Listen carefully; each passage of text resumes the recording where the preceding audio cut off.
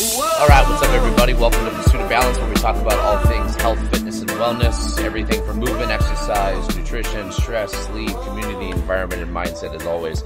Today, I'm going to go down something that I was actually watching This Is Us with my girlfriend on Tuesday, which is like, you know, one of our little feel-good shows we like to watch on Tuesday. And there was just like a moment, the whole episode was like just going through reflection of like, you know, childhood memories and, you know, teenage memories and young adult, old person, etc., right? And it kind of reminded me of a quote where we underestimate what we can do in a decade and we overestimate what we can do in a year, right? And, you know, it's one of those like typical business statement quotes or life quotes, I think, right? And, you know, obviously they have so much merit to them, but I never really kind of think about it a lot or just like sit there in reflection. So today I wanted to talk about like the importance of taking time to have reflection, to be able to build gratitude and build appreciation for what you actually do have in your life. Because I think so many times, and it's funny that I literally was going to have this podcast. I already had this podcast planned out for 5 days, or since Tuesday, sorry. So this is 2 days later now. And then this morning I felt myself kind of going through things where it's just like, you know, you catch yourself kind of being like, this is frustrating me, or this is annoying me, or this is not worth it, or whatever. And it's very easy, to, I think, to just get overwhelmed and kind of get stuck in the rat race and just kind of, even though you're living the moment, you're kind of still living out of the moment from an appreciation standpoint. So when you think about this, and just to kind of open up this conversation, I want you guys to resonate with the statement. Think about where you were 365 days ago, right? And I'll give you guys just my personal story because obviously it's very easy to speak from there. 12 months ago, so what are we, May?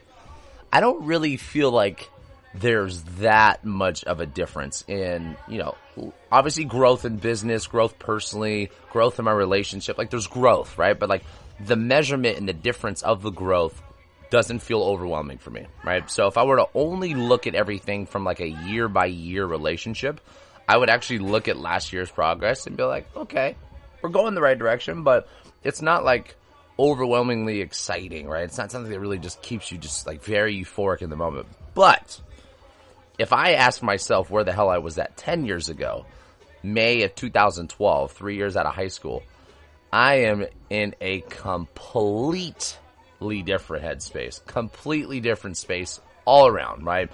How I am with my relationships, both friends, family, and girlfriend, how I am with myself personally on an education standpoint, maturity level, personality perspective, what I was doing. I mean, I was partying my ass off 10 years ago, and I literally had like zero responsibility at that age. And so when you compare, I think 10 years back, like it really, you know, I've been walking the dog a lot in the morning more consistently, and we just go to the park and I literally would just throw the ball at Kona and I just kind of sit there, right? And it's like, it's my time for reflection, or, you know, this morning meditating, or when I'm meditating in the morning, obviously, you know, I get those moments. And I was thinking about that yesterday when I was doing the walk. I was like, holy shit, like when I really kind of thought about the 10-year versus 1-year story, it's like I've heard the quote. I never really took the time to reflect on it, right? So just kind of like for a little homework and practice for you guys, if you were to just immediately open up with that, right? Just think about where you are a year ago versus where you are now versus where you were a decade ago. I can guarantee you it's going to be a very, very, very different thing, right? And I think just that alone, that little drill, that little gratitude practice for yourself, reflection practice, whatever you want to call it, it just gives you this like overwhelming feeling of like, I'm doing so much and I'm going the right direction and I've changed so much for the better. And to be honest with you, and I mean, I don't want to really make this a blanket statement. I'm obviously just speaking on myself here. There could be people doing this that have an overwhelming big change in a year, right? There could be also the other side of the scenario where the 10 years was maybe not that much different than what you're currently doing. But I think it's a good drill to kind of still do with you. And really kind of today's conversation is the importance of taking time to have reflection. Because just like I was saying earlier as I opened up, is like those moments of like stress, or, you know, we have these financial things, or we have these relationship problems, or we have these work problems, or we have things that are going on in the world. It's very easy to kind of just get overwhelmed by these things, or kind of feel stuck in the rat race sometimes. And I think if you're not taking time to actually put reflection in place, that stress is just going to really start to build up, and you're going to start to internalize those things, and everything else in your life is going to be affected by that, from your health to your relationships, your job, etc. So when you look at reflection, here's kind of my big piece of advice to you guys. I think reflection can really, and I'm giving you my opinion, obviously, can only be done in a state of just like solitude by yourself, right? And that doesn't mean, like, for example, like I have those moments when I walk the dog, but you know, the dog's not a human. I do have conversations with my dog, but you know, when I'm by myself, I feel like I get these like really, really strong moments of reflection, right? So for me, like, the importance of meditating and why I try to keep that pretty consistent in the week is like, you know, it's time for me to sit down and focus on my breath and kind of just like have moments to myself. And I do that sometimes when I go on walks, both at work or in the morning, and and really I think the big thing is just disconnecting from stimulus will probably be the best way to stay it. So not having other people there all the time, definitely not being on your phone, because when you have these moments when you're kind of just there with your thoughts and you're alone and you're outside, like, and that's also kind of another thing. I think being outside is something very different than being inside. It's like if I were to be by myself inside versus outside, there'd probably be two different kind of levels of thought, but they're both going to be something that requires solitude, like just give you a really extreme version. There's a lot of people that have really, really deep moments of reflection sitting in jail. So it's not that it can't happen inside. I just think some of the thoughts, some of the feelings, some of the, you know, the return on what you're getting from your reflection moment or gratitude moment probably is going to be better when you are outside in nature. Because I think it's just easier to get into a better headspace versus using the extreme version of jail. It's like if I'm sitting behind 4 concrete walls and I don't see the sun, like I think it's harder for me to get in a nice healthy headspace, and also the fact that I'm locked up. You know, so when you're outside, I think it's really important that you get outside as much as you can. You spend as much time as you can independent with yourself, because taking these moments of reflection can come from just thought. They can come from also communication. So it's not something that is like deemed essential to need to do this by yourself. Sometimes these are just good conversations of when you talk with family and you talk with friends and you go down the rabbit hole of the past and good memories. And I think it's such a feel good thing. And, you know, this is all literally, this podcast is stemmed from watching an episode on TV of a show, right? Like, but I think about it with my family. I think about it with my friends. Like, we love, you know, talking about what we've done in the past and the fun that we've had. And it's nice to talk about the future. And obviously it's, you know, something I preach about, living in the moment.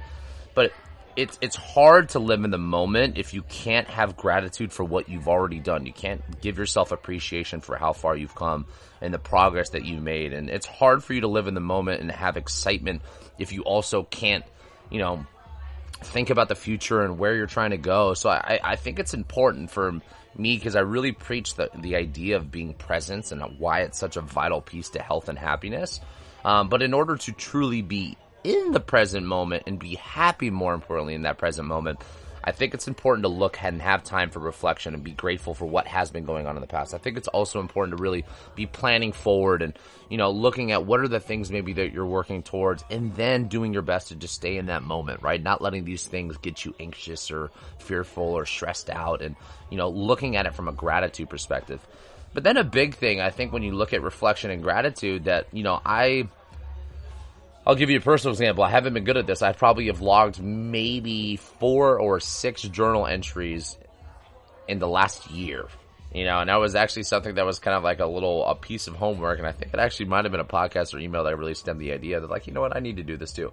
I think I have enough time by myself every week where I can get enough of the reflection via just myself and talking about it. So I don't really get overwhelmed in my head. You know, something that I try to give for clients, the people that are maybe a little bit more, they're internalizing some of those things, if that makes sense. I think it's really important to kind of get those things out in paper and write them down or talk to people. I do a good enough job just having those conversations with myself and the people around me. You know, one thing about gossip that I've always talked about, and this is something I deal with a business owner all the fucking time with, is like, gossip starts because people go bi-directional, or they go up or down with their the conversation that they're trying to have, instead of going to that person that they have a problem with. So, you know, when it comes to reflection, when it comes to gratitude, you can write it down. You can have conversations. You can spend time with yourself and focus on your breath and focus on what you're happy for. It doesn't really matter how you do it. Like, I think it's just important that it has to be a part of the lifestyle, right? Like, it has to be a part of the routine. It has to be something that, you know, maybe it's not necessarily structured like, hey, once every week, I'm going to go back down my Rolodex of camera pictures and just, you know, have fun and be grateful for what I've seen, right? Like, I think it's something that naturally probably happens more organically.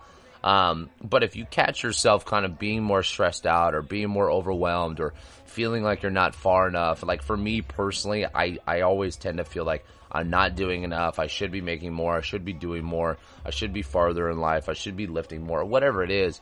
And that's just kind of my type A personality. But really what kind of keeps me grounded is taking the time to really sit down with my own thoughts and sit down with these things that maybe kind of don't overwhelm me, but really are just like, they're thoughts, right? Like they're there, and like really trying to disconnect myself from thoughts and really kind of take time to reflect and show gratitude as much as I can in those areas. And it really just brings me back to center like right away.